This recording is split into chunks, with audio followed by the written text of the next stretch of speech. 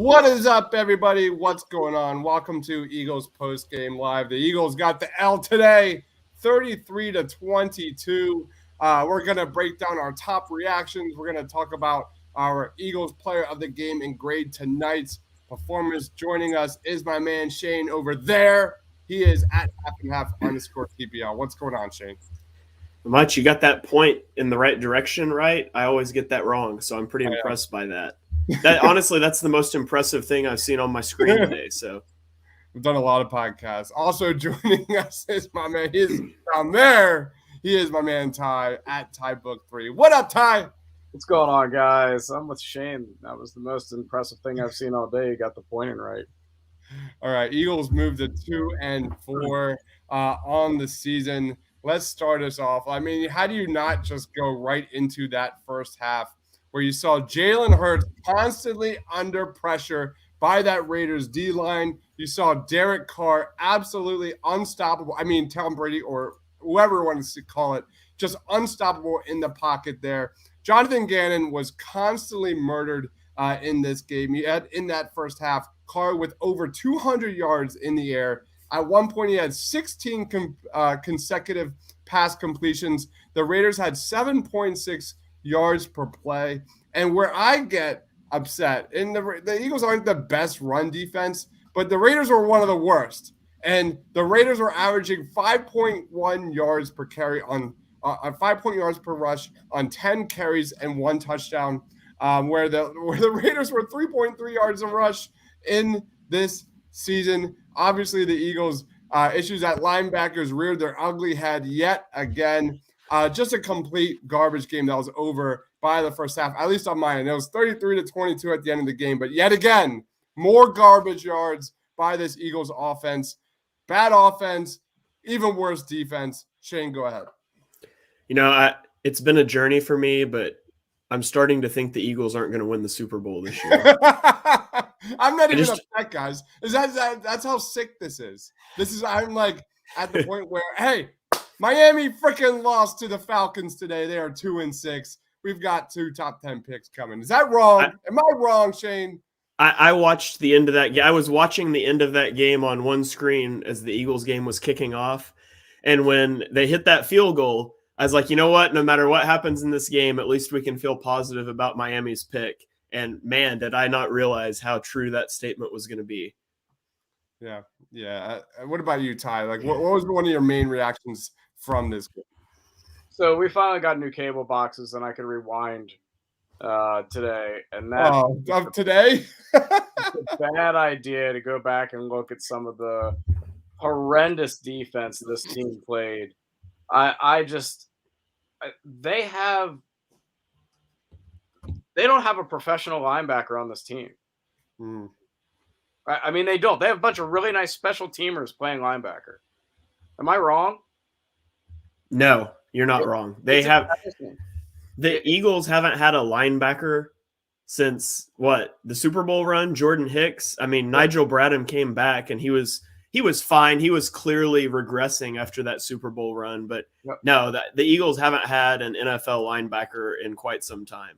I mean, I'm not even talking about a second team linebacker. They don't have a guy that belongs on a defense.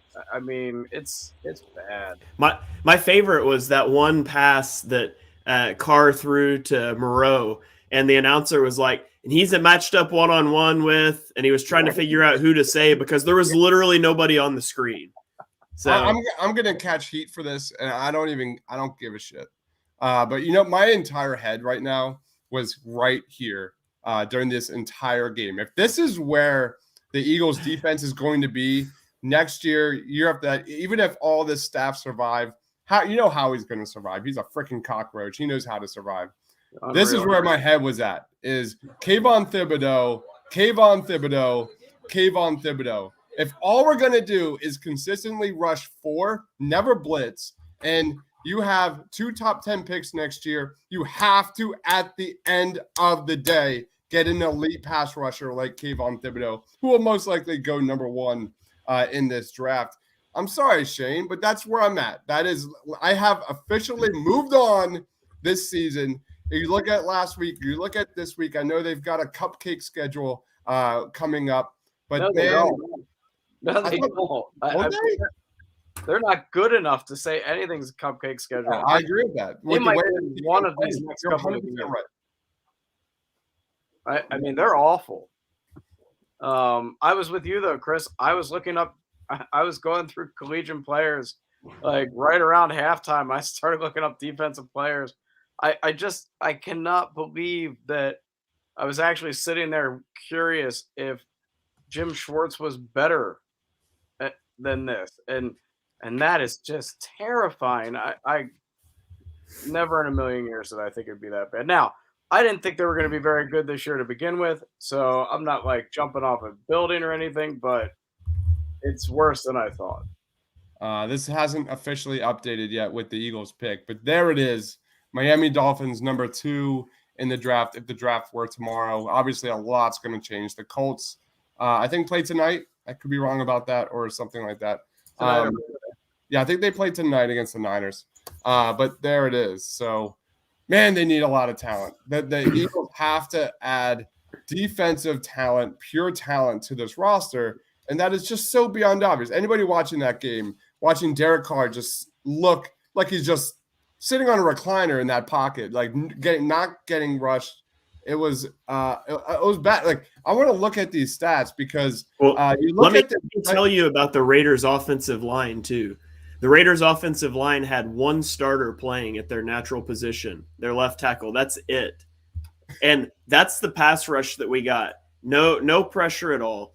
And like, can we just stop talking about the Eagles' pass rush as being not even being elite? Can we just stop talking about it being good, because it's not? Like, the Raiders' pass rush is what people act like the Eagles' pass rush is.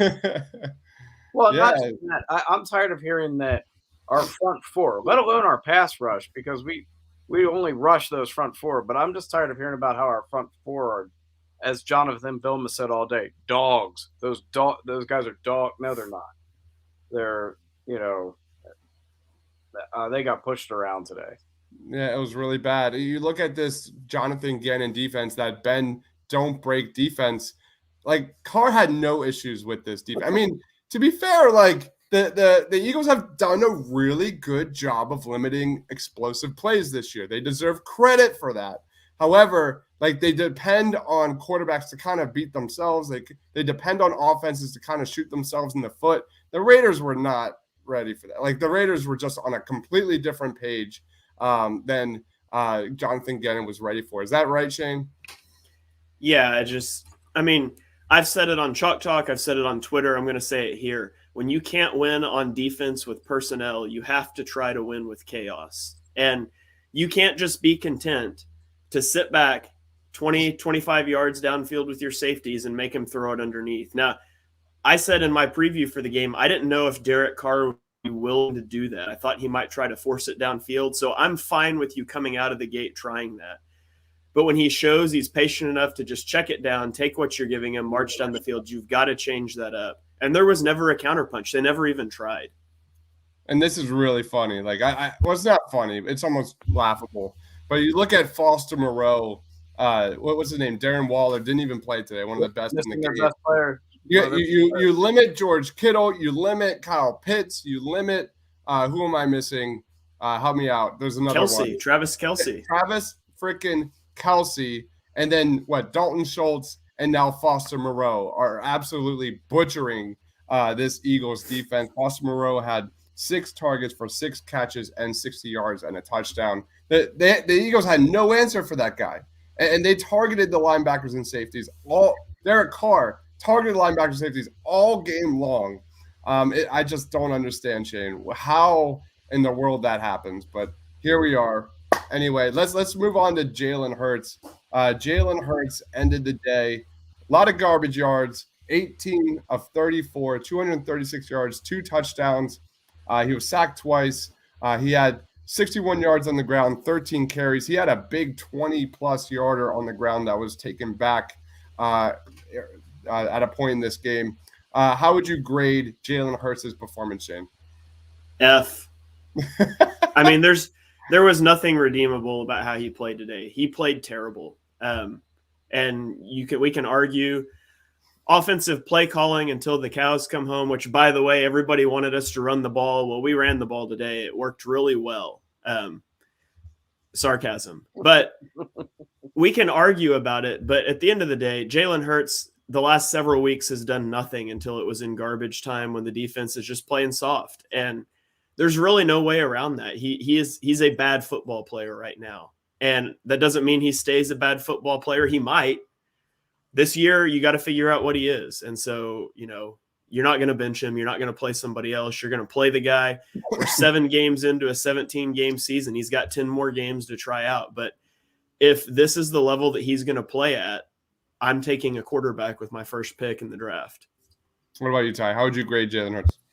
Right there, F. I mean, I got to a point where I'm tweeting the game, and on commercials, I stopped flipping to the red zone because Tom Brady and Matt Stafford are playing, and watching those guys play the position makes you feel like you're not even watching a professional football team.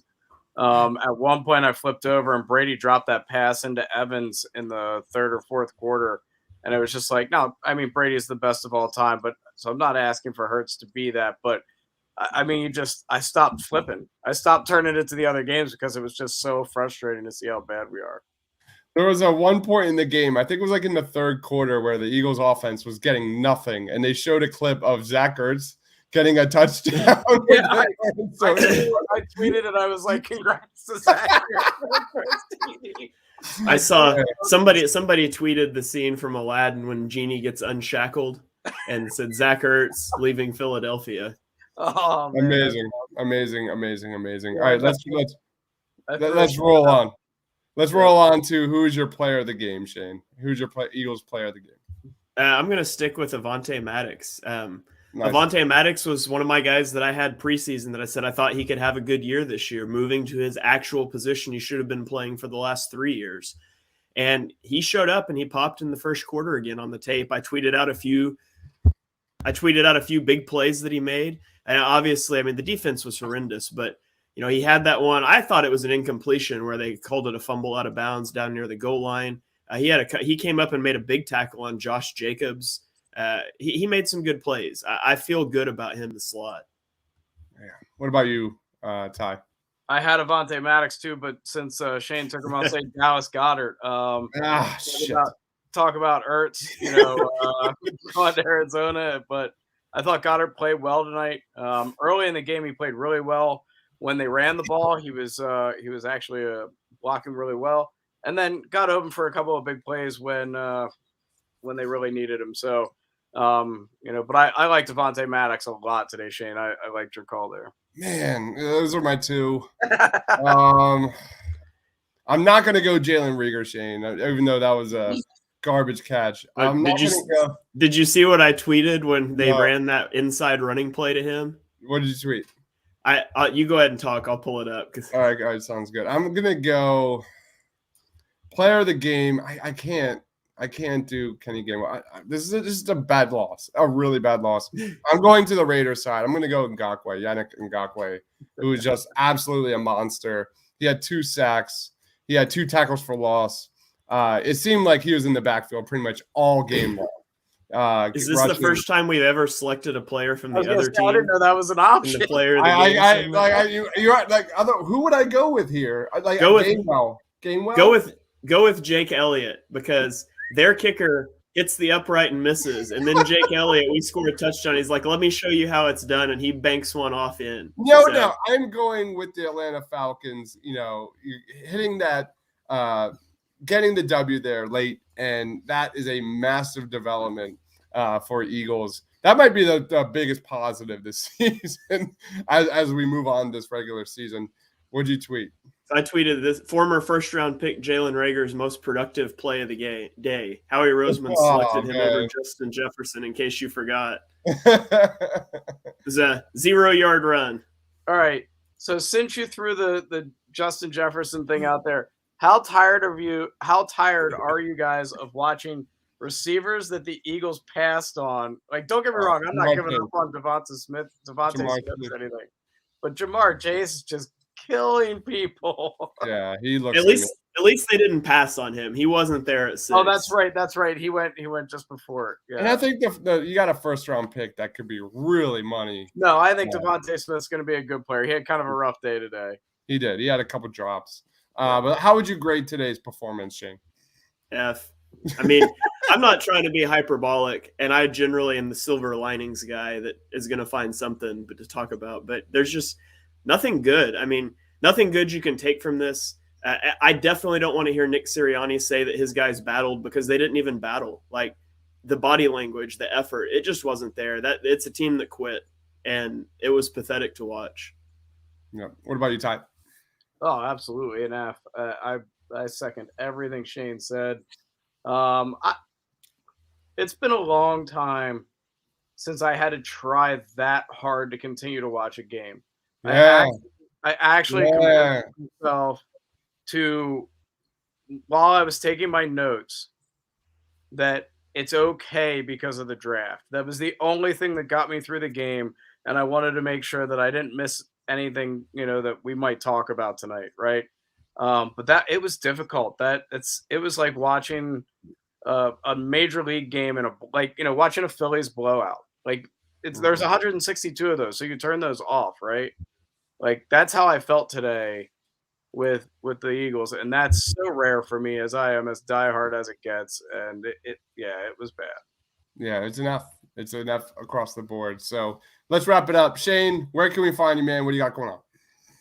Find me on Twitter at @halfandhalf_TPL. I do Chalk Talk with Mark twice a week. We'll be doing a review show for all the NFL games. We focus on the Eagles about half the show and throw it around the NFL. I typically do that on Tuesday nights, and then we'll do a preview later in the week. So be sure and check those out. It's on Apple Podcasts. We also do it live just like these. So appreciate anybody that wants to drop in and leave us a comment while we're on the air. We'll put you on the show. You're up, Ty.